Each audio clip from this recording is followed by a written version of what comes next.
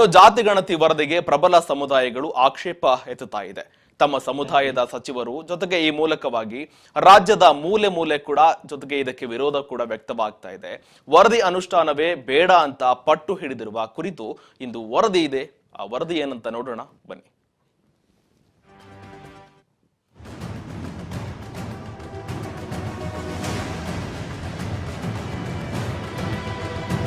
ರಾಜ್ಯದಲ್ಲಿ ಜಾತಿಗಣತಿಯ ವಾರ್ ಮುಗಿಯುತ್ತಿಲ್ಲ.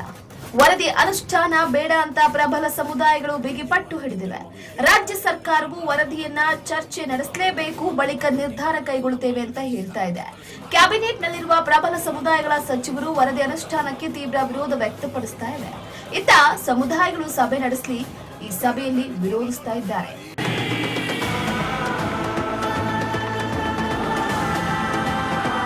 ಅಖಿಲ ಭಾರತ ವೀರಶೈವ ಲಿಂಗಾಯತ ಮಹಾಸಭಾದ ರಾಜ್ಯ ಘಟಕದ ಅಧ್ಯಕ್ಷರಾದ ಶಂಕರ್ ಬಿದರಿ ಸುದ್ದಿಗೋಷ್ಠಿ ನಡೆಸಿ ಮಾತನಾಡಿದರು. ವೃತ್ತಿ ಆಧಾರಿತವಾಗಿ 99 ಜಾತಿಗಳು ಲಿಂಗಾಯತ ಪಂಥದಲ್ಲಿವೆ. ಹಿಂದುವಿನ ಬಹಳಷ್ಟು ಜಾತಿ ಲಿಂಗಾಯತದಲ್ಲಿವೆ. ಲಿಂಗಾಯತರನ್ನ ಜಾತಿ ಅಂತ ಪರಿಗಣಿಸುವುದಕ್ಕೆ ಸಾಧ್ಯವಿಲ್ಲ. ಇದೊಂದು ಪ್ರತ್ಯೇಕವಾದ ಪಂಥ. ಒಬಿಸಿ ಜಾತಿಗಳನ್ನ 3 ಭಾಗವಾಗಿ ಜಯಪ್ರಕಾಶ್ ಹೆಗಡೆ ಆಯೋಗ ವಿಂಗಡಿಸಿದೆ. ಇದು ಸರಿಯಾದದ್ದು ಅಲ್ಲ. ಈ ಹಿನ್ನೆಲೆ ನಮ್ಮ ಸಮುದಾಯದಿಂದಲೇ ಜನವರಿ 26ರಿಂದ ಡಿಸೆಂಬರ್ 26ರವರೆಗೆ ಜನಗಣತಿ ಮಾಡುತ್ತೇವೆ. ಆಧಾರ್ ಕಾರ್ಡ್, ವೋಟರ್ ಐಡಿಯನ್ನ ಹಾಕ್ತೇವೆ. ಇದನ್ನ ಸರ್ಕಾರ ಬೇಕಿದ್ರೆ ಉಪಯೋಗಿಸಲಿ. ಇದನ್ನ ನಾವು ಪಬ್ಲಿಕ್ ಆಗಿಯೇ ಮಾಡ್ತೇವೆ ಅಂತ ರಾಜ್ಯ ಸರ್ಕಾರಕ್ಕೆ ಸವಾಲು ಹಾಕಿದ್ದಾರೆ.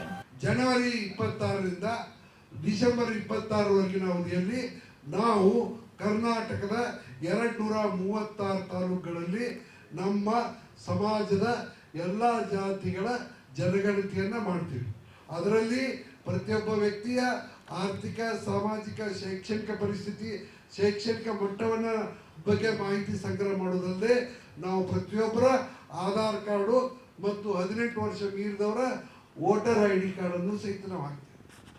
26 ನಂತರ ಅದನ್ನು ಪ್ರಚುರಪಡಿಸ್ತೀವಿ. ಸರ್ಕಾರದವರು ಬೇಕಾದ್ರೆ ಅದನ್ನು ಉಪಯೋಗನೂ ಮಾಡ್ಕೋಬಹುದು. ವರದಿಯ ಮಾಹಿತಿಯನ್ನ ಪುಸ್ತಕದಲ್ಲಿ ಕೊಡಿ, ಇಲ್ಲವೇ ವೆಬ್ಸೈಟ್ ನಲ್ಲಾದ್ರೂ ಹಾಕಿ. ಆಮೇಲೆ ಫೀಡ್ಬ್ಯಾಕ್ ಸಿಗುತ್ತೆ. ಆ ನಂತರ ಸರ್ಕಾರ ನಿರ್ಧಾರ ಮಾಡಲಿ. 7 ಕೋಟಿ ಜನರ ಗಮನಕ್ಕೆ ತನ್ನಿ. ಹೊಸ ಸಮೀಕ್ಷೆಯನ್ನ ಸರ್ಕಾರ ಮಾಡಿಸಬೇಕು. ಇಷ್ಟು ಲೋಪದೋಷಗಳಿರುವಂತಹ ವರದಿಯನ್ನ ಸರಿಪಡಿಸಬೇಕು. ಸರ್ಕಾರಕ್ಕೂ ವಿವೇಚನೆ ಇದೆ, ಮಾಡುತ್ತೆ. ಒಂದು ವೇಳೆ ವರದಿ ಜಾರಿಯಾದ್ರೆ ನಂತರ ಮುಂದಿನ ಹೋರಾಟದ ಬಗ್ಗೆ ನಮ್ಮ ರಾಷ್ಟ್ರೀಯ ಅಧ್ಯಕ್ಷ ಶಾಮನೂರು ಇದ್ದಾರೆ. ಹಾಗೆ ಇದ್ರ ಬಗ್ಗೆ ತೀರ್ಮಾನವನ್ನ ಮಾಡ್ತಾರೆ ಅಂತ ಹೇಳಿದ್ದಾರೆ. ಬ್ಯಾಕ್ವರ್ಡ್ ಕ್ಲಾಸ್ ವರದಿಯನ್ನ ಟಾಪ್ ಸೀಕ್ರೆಟ್ ಅನ್ನುವಂಗ ಮಾಡಿ ಬರೇ 34 ಮಂದಿ ಮಿನಿಸ್ಟರ್ ಕೊಟ್ಟಿದ್ದಾರೆ. ಈ ವರದಿಯಿಂದ ಪರಿಣಾಮವನ್ನು ಅನುಭವಿಸ್ತಕ್ಕಂಥವರು ರಾಜ್ಯದ 7 ಕೋಟಿ ಜನ.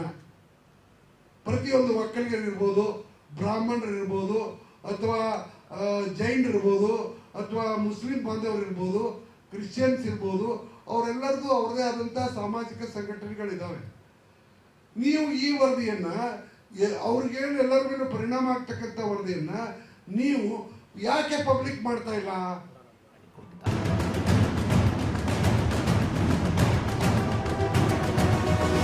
ಒಟ್ನಲ್ಲಿ ಕಾಂತರಾಜು ಆಯೋಗ ಸಿದ್ಧಪಡಿಸಿದ ವರದಿ ಅನುಷ್ಠಾನ ಮಾಡಬಾರದು.